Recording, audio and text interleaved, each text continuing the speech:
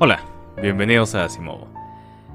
Probablemente algunos vengan del episodio pasado, así que no perdamos el tiempo. Recordemos nada más en qué nos quedamos. Básicamente ya ha empezado el cuartelazo. Madero le confía a Huerta, entre comillas, la defensa de la ciudad, pero como no confía plenamente en él, se va a Cuernavaca a encontrarse con Felipe Ángeles. Ángeles inmediatamente se da cuenta del peligro. O sea, se da cuenta que este es el de verdad, ¿no? Este es lo que podía destruir el gobierno de Madero. Así que lo primero que hace es ir refugia a Madero en un hotel que es propiedad de una mujer británica y pide que pongan la bandera británica para que quede claro que pues cualquier ataque ahí va a provocar un desastre diplomático internacional. De esta señora no hemos hablado mucho, pero aparece constantemente, porque pues escribió un libro, obviamente vivió en la Revolución Mexicana, tenía que escribir un libro, y pues era no amiga, pero simpatizaba con Ángeles. Básicamente en su libro dice que la llegada de Ángeles fue como un pequeño momento de paz entre toda la desgracia que había caído sobre Cuernavaca, y pues a ella le había ido bastante bien en realidad. Ahí también esto es cuestión de hipótesis histórica. Es probable que Ángeles y Madero tuvieran un plan para actuar. Ángeles no confiaba plenamente en sus hombres. Les recuerdo que no los tenía muy contentos porque no los permitía saquear.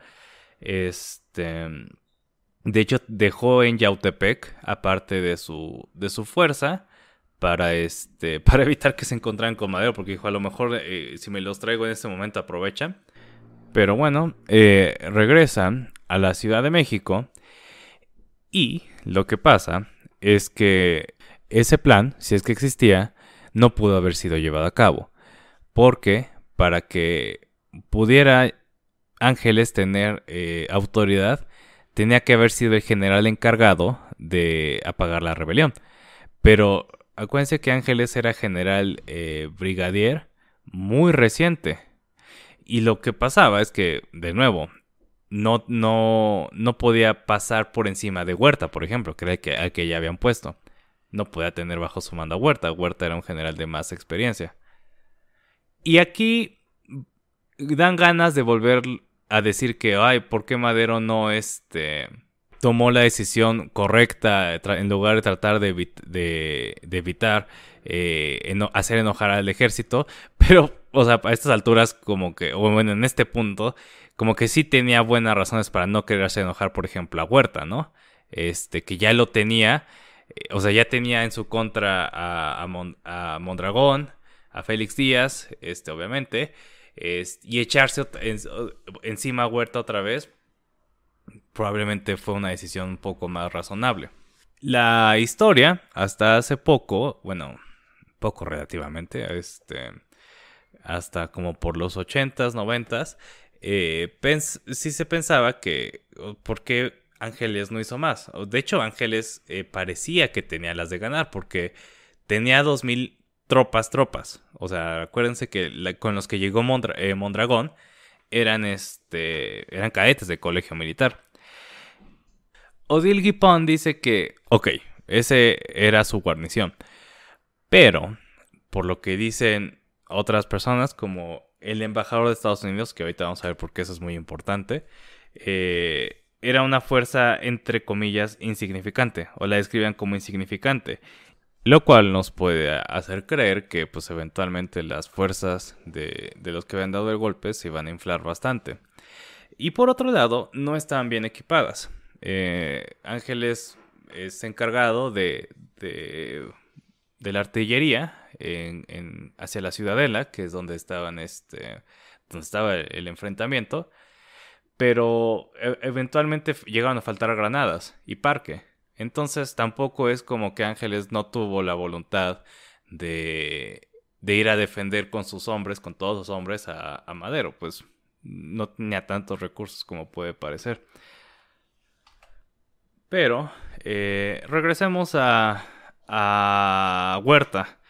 Básicamente, Huerta y los insurrectos se pelean de manera muy escandalosa, con baterías y baterías y baterías de artillería, que en realidad estaban matando a todos, menos a Huerta y a Félix Díaz y a Mondragón. Lo cual nos hace pensar que nada más, de nuevo, Huerta o bien ya sabía o bien se dio cuenta de que nada más podía hacer un desastre para sus propios fines, pero nada más estaban disparando para matar civiles. De hecho, hubo tantas muertes civiles como muertes de soldados, para incluso debilitar más a Madero. Ángeles también habla de cómo Huerta estaba poniendo tropas donde no tenían que haber, ¿no? Porque era un blanco perfecto para los cañones de los otros. Entonces, como que a partir de este punto, Huerta ya estaba en modo traicionar a Madero. Lo más importante de todo fue la intervención del embajador de Estados Unidos, Henry Lane Wilson. Básicamente lo que pasó aquí fue que Henry Lane Wilson odiaba a Madero. Y él era un creyente de la superioridad del gobierno de Díaz y que en México de verdad necesitabas una mano fuerte, porque si no México iba a caer en el desorden, y Madero era básicamente el anticristo porque estaba haciendo todo lo contrario a lo que tenía que hacerse con México. Madero sabía que pues nada más tenía que esperarse hasta la primavera, porque ese era el embajador del presidente Taft, pero acaba de ganar Woodrow Wilson. Entonces, cuando fuera el cambio de presidencia, iba a tener otro embajador. Ocurrió que, obviamente, esto pasó en el invierno, en febrero. Y Wilson básicamente les hace saber a los que dieron el cuartelazo que Estados Unidos no vería con malos ojos pues que fueran exitosos. Y aquí también Wilson está en modo, pues yo ya no voy a seguir siendo embajador, entonces voy a hacer todo lo que pueda para que queden las cosas como yo siento que deben quedar. Básicamente hubo una reunión de diplomáticos en las que estaba Wilson, obviamente, los embajadores de Inglaterra, España y Francia, los de Latinoamérica, y bueno, también estaba el de Austria, que es importante porque pues es uno de los europeos que no está de acuerdo con que quiten a Madero, porque la reunión básicamente era para decir que está pasando esto, es culpa de Madero y tenemos que decirle entre todos que por el bien de su propio país se vaya. Estaba de acuerdo obviamente Henry Lane Wilson, estuvo de acuerdo el embajador de Inglaterra, estuvo de acuerdo el embajador de España y el de Francia. Con estos bastaba, ¿no? A pesar de que todos los embajadores latinoamericanos estuvieron en desacuerdo, a pesar de que el embajador de Austria no estuvo de acuerdo tampoco, pues eran los que importaban.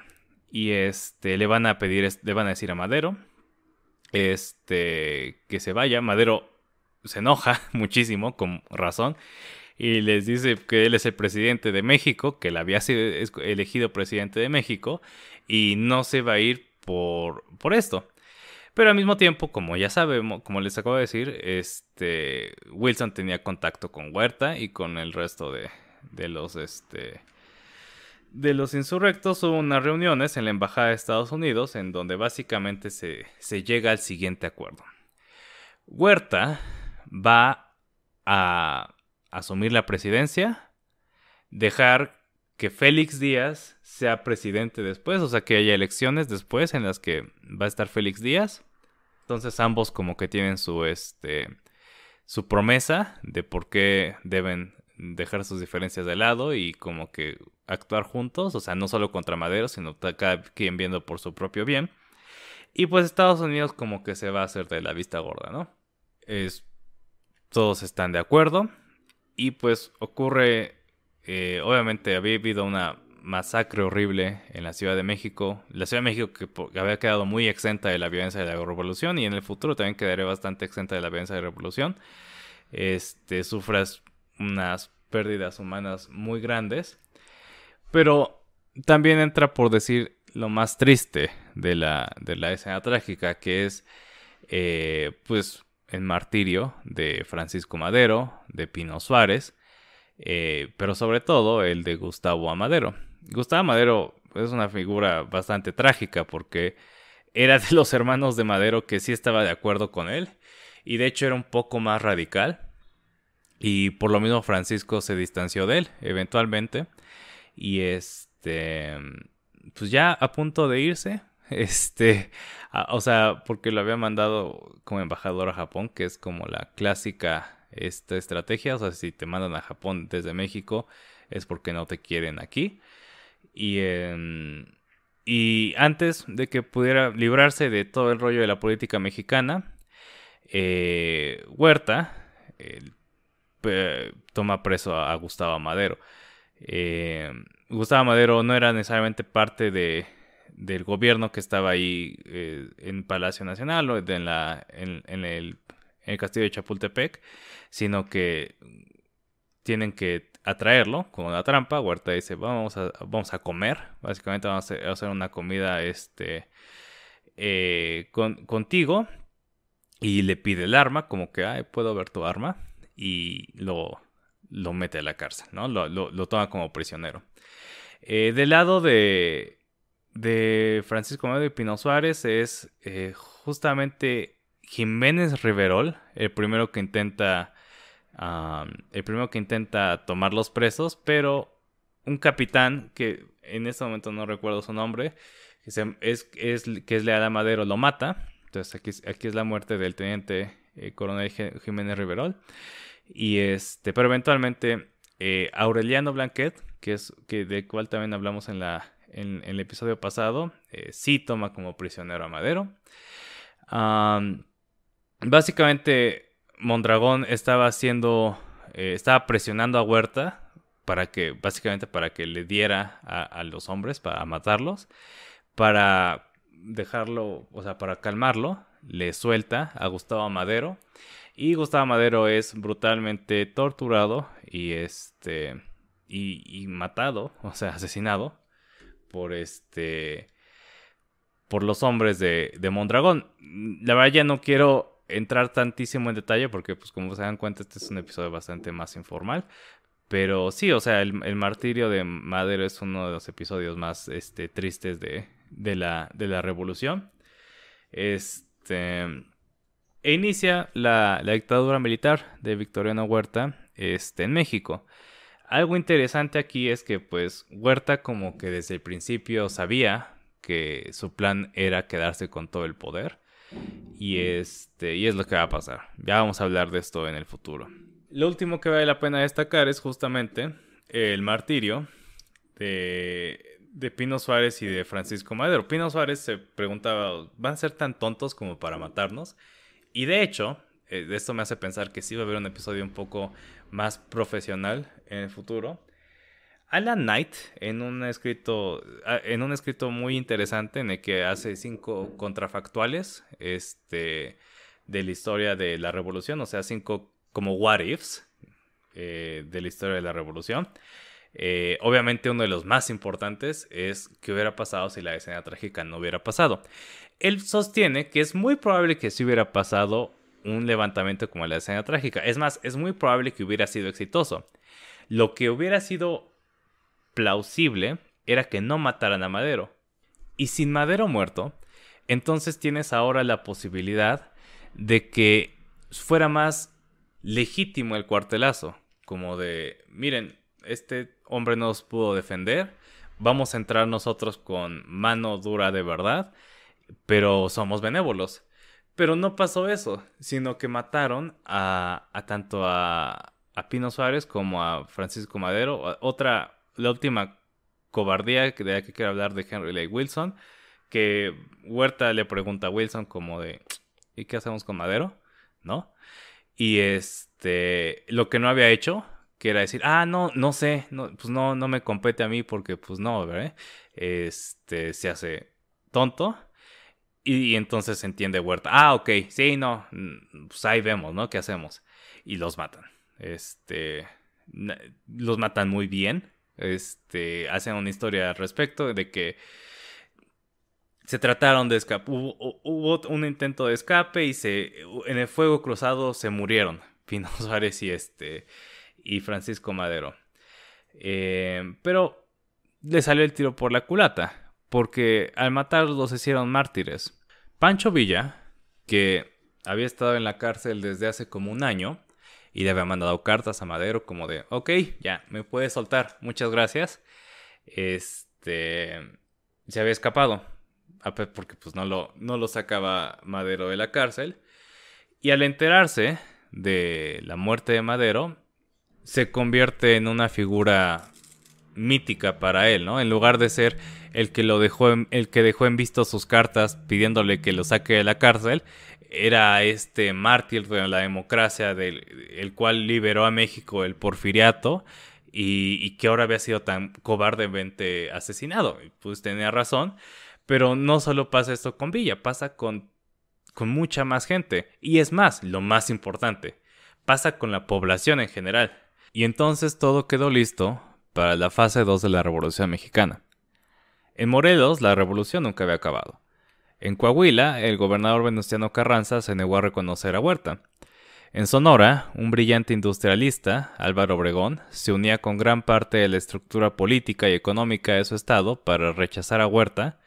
Y en la Sierra de Chihuahua, el recién escapado Pancho Villa, a través de su propio genio militar y su capacidad para mantener bien alimentados y pagados a sus hombres, comenzaba a formar el ejército más grande en la historia de México, la División del Norte.